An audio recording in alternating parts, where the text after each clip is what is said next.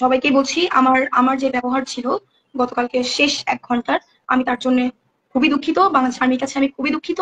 ক্ষমা চাইলেন সেই ভাইরাল তরুণী। ভিউয়ার্স, কি বললেন লাইভে এসে বিস্তারিত জানতে পুরো ভিডিওটির সঙ্গেই থাকুন। কোটা সংস্কার আন্দোলনের আয়রন লেডি হিসাবে পরিচিত তরুণীকে নিয়ে আবার উঠেছে আলোচনার সমালোচনার ঝড়। কোটা আন্দোলনের শুরু থেকে রাজপথে সরব দেখা যায় এই তরুণীকে। এই তরুণীর নাম ফারজানা সিথি।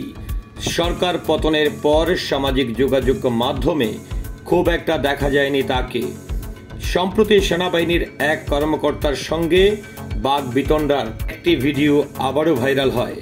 ভিডিওটি নিয়ে সামাজিক যোগাযোগ মাধ্যমে শুরু হয় নানান আলোচনা এবং সমালোচনা। কেউ পক্ষে আবার কেউ বিপক্ষে এই তরুণীর বিরুদ্ধে নানা ধরনের মন্তব্য করেছেন। কেউ আবার সেখানে উপস্থিত থাকা সেনাবাহিনীকেও সাধুবাদ জানিয়েছেন।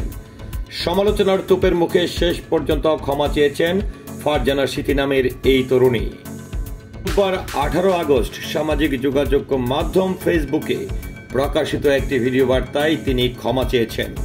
ভিডিও বার্তায় তিনি বলেন, সবাইকে বলছি আমার গতকালের ব্যবহার নিয়ে খুবই দুঃখিত। এই রকম ব্যবহার আমার কোনোভাবেই করা উচিত হয়নি। আমি বাংলাদেশ আর্মির কাছে খুবই দুঃখিত, কিন্তু সিচুয়েশন, টাইমিং এবং সেখানে যে কার্যকলাপ হতে যাচ্ছিল তার ব্যাপারে আমি সচেতন ছিলাম না। ভিউয়ার্স, বাংলাদেশ সেনাবাহিনীর সঙ্গে ফারজানা সিথির যে ঘটনাটি ঘটেছে এটি নিয়ে আপনার মন্তব্য কিংবা বক্তব্য কি, এবং পরবর্তীতে তিনি এসে যে ক্ষমা চেয়েছেন এটি নিয়েও আপনার কমেন্ট কি বা বক্তব্য কি, আশা করছি কমেন্টের মাধ্যমে জানাবেন। সেই সাথে পুরো ভিডিওটির সঙ্গে থাকার জন্য অসংখ্য ধন্যবাদ। আল্লাহ হাফেজ।